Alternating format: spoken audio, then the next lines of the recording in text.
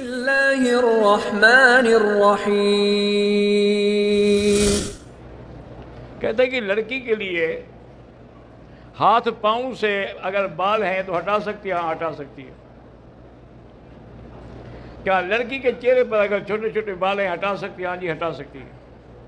کہتے ہیں کہ حضور صلی اللہ علیہ وسلم نے اجتبا کہتے ہیں کندھا نکالنا، 7 چکروں میں فرمایا ہے، 3 میں 7 میں، 3 میں رمل ہے، باقی 4 میں رمل نہیں ہے، اجتبا سب میں ہے۔ مولانا صاحب کسی سے راز معلوم کرنے کا وظیفہ بتائیں، کیوں راز معلوم کر کے کیا کرو گے؟ یہ کوئی جوگی شوگی تلاش کرو، میں تو یہ کام نہیں جانتا۔ چمڑے کے موزے پہن کر اگر عمرہ کریں، اگر اوپر کی ہڈی ظاہر ہے تو پھر کوئی حرج نہیں۔ ایک لڑکی ہے، وہ بیچاری نابینا بھی ہے، معذور بھی ہے، اس کے نام کا عمرہ ہاں ہو سکتا ہے۔ میں نے پاکستان سے عمرے کی نیت کی،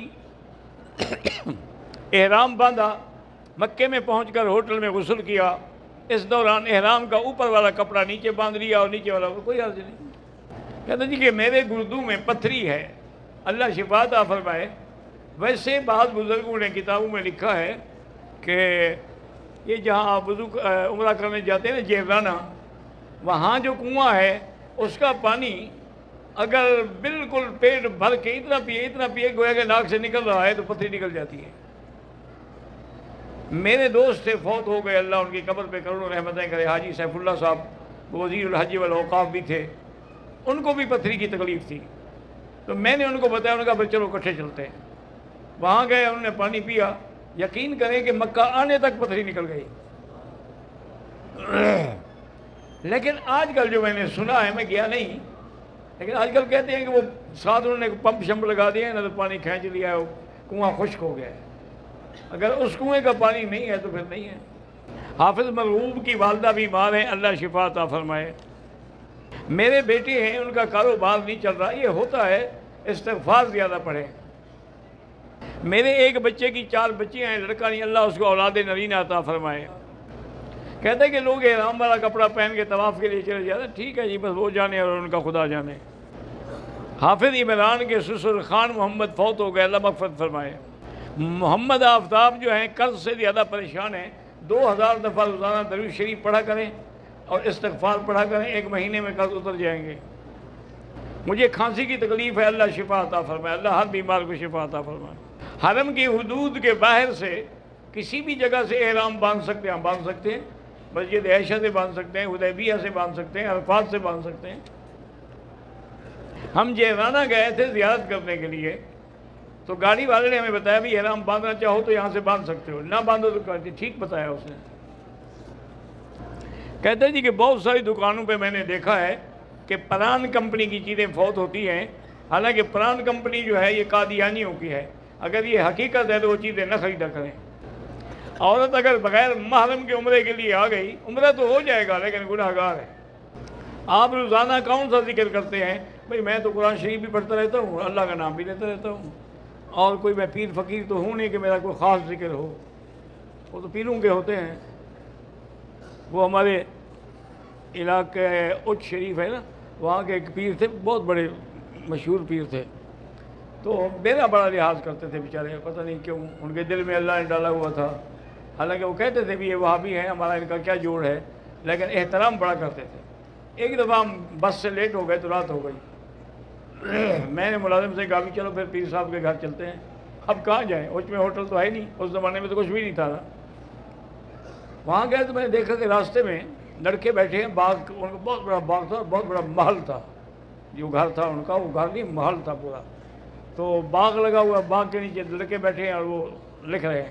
میں نے جا کے دیکھا بھی یہ کیا ہے، انہوں نے کہا جی طویل لکھ رہے ہیں ہم۔ میں کہا ٹھیک ہے، اوپر چلے گئے، پیر صاحب بڑا احترام کیا۔ میں نے کہا پیر صاحب یہ کیا ہے، طویل لوگوں کو تم خود دیتے ہو یا لڑکوں سے لکھوا کے دیتے ہو؟ اور کہا مکی صاحب 200 طویل لکھنا ہو میرے تو ہاتھ ٹوٹ جائیں، اس لیے میں لڑکوں سے لکھوا کے اکٹھے کر کے رکھ دیتا ہوں۔ میں نے کہا پھر ہر کام کے لیے آپ یہی طویل دیتے ہیں؟ انہوں نے کہا ہاں جی بالکل، نکاح کے لیے بھی یہی ہے اور طلاق کے لیے بھی یہی ہے اور رزق کے لیے بھی یہی ہے۔ جن کا کام اللہ نے کرنا ہوتا ہے وہ ہو جاتا ہے، جن کا نہیں ہوتا ہم کہتے ہیں تو مولوی مکی کے مرید ہو، وہاں بھی ہو، اس لیے کام نہیں ہوا۔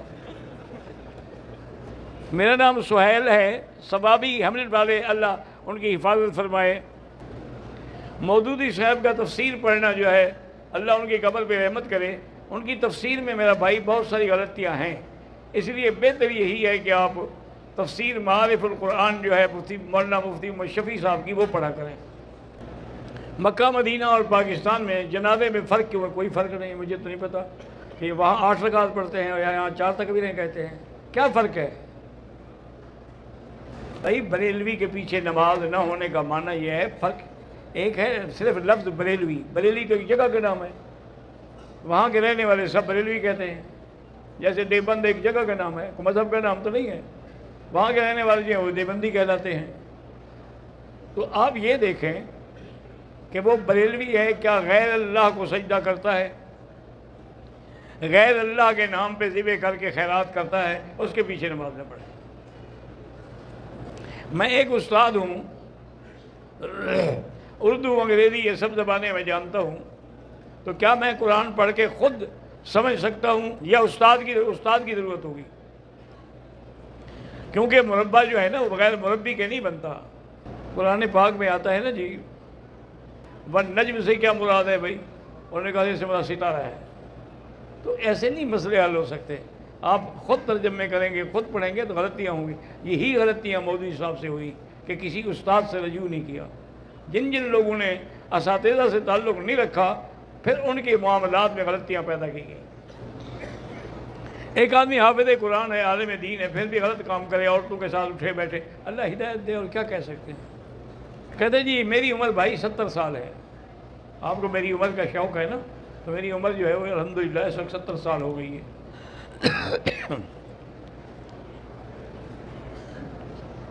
امام ابو حنیفہ رحمۃ اللہ علیہ کی مسند امام اعظم موجود ہے۔